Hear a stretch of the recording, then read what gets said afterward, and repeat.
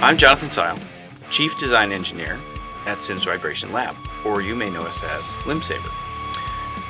We're going to test some new products today, and we're using a digital spectrum analyzer, and we're going to use an accelerometer.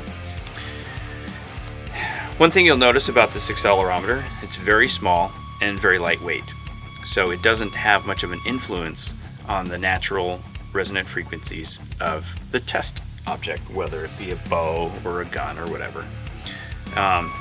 Some people try to use iPhones to test compound bows, and there are several problems with that. For one thing, the iPhone is big and heavy, so when you mount it on the bow, it changes the way the bow vibrates, changes all of the data.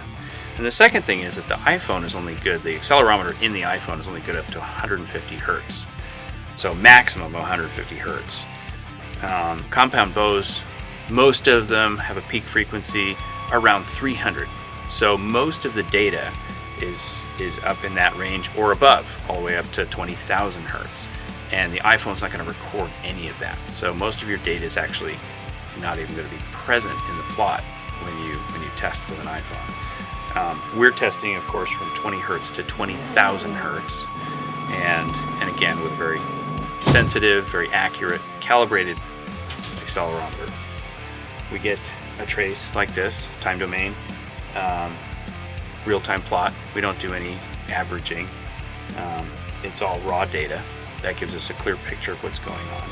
The other big factor in testing a compound bow is the shooter.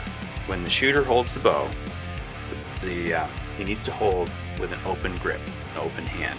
Otherwise, any squeezing or gripping of the bow will contaminate the data. It changes the way the bow shakes, resonates, vibrates, and that has an influence on the data. So the shooter has to shoot open-handed and not color or influence the data.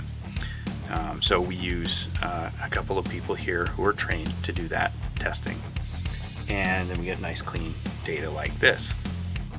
Without accurate clean data, we can't properly evaluate the performance of our products. And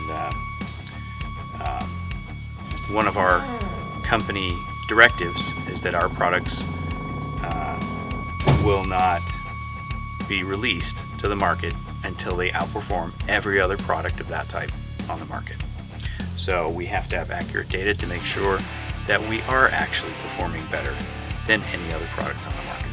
So that's kind of the philosophy behind how we test and why we test and what our goals are when we design these products, is that they're reliable and sturdy and high performance, better than anything else available.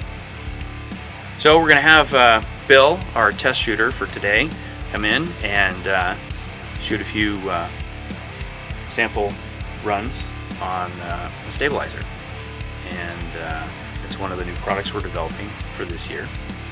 And so here's Bill.